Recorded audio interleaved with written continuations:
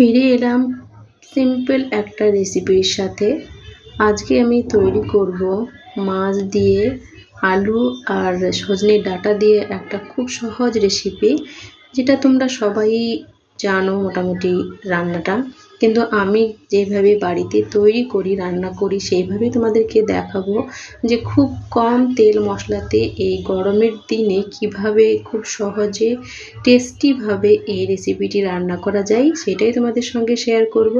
তো প্রথমত আমি মাছগুলো লবণ হলুদ দিয়ে ভেজে নিয়েছি, তারপরে পেঁয়াজটাকে আমি হালকা করে ভেজে নিয়েছি, তারপরে দিয়েছি 1 টেবিল চামচ আদা রসুনের পেস্ট। সেটাকেও ভালো করে আমি গন্ধটা ছাড়িয়ে নিয়ে আগে থেকে কেটে রাখা আলু আর সজনে ডাঁটাটাকে এর মধ্যে দিয়ে দিয়েছি, দিয়ে ওইটাকে ভালো করে আমি একটু ভেজে নিচ্ছি।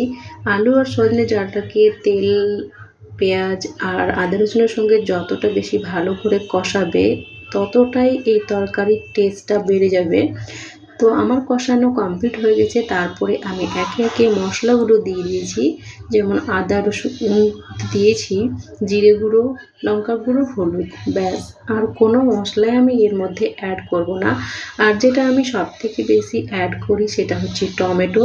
টমেটোটা এই রান্নাতে একটু বেশি পরিমাণে দিলে তরকারিটা টক টক হয় আর খেতেও ভীষণ টেস্টি হয়।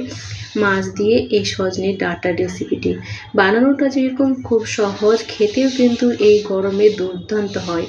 মন তৃপ্তি করা একদম এই সজনে ডাঁটার তরকারি। আমার রেসিপিটিকে ফলো করে যদি তোমরা রান্না করো তাহলে কিন্তু মাছ তরকারিটা লাগবে না, শুধু এর ঝোলটা দিয়েই তোমরা একতলা ভাত খেয়ে উঠে যাবে। ভীষণই টেস্টি হয় খেতে।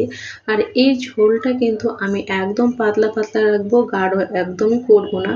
তো দেখতে পেলে কত সহজে তৈরি হয়ে গেল আমার আজকের রেসিপি সজনে দিয়ে মাছের তরকারি। Thanks for watching.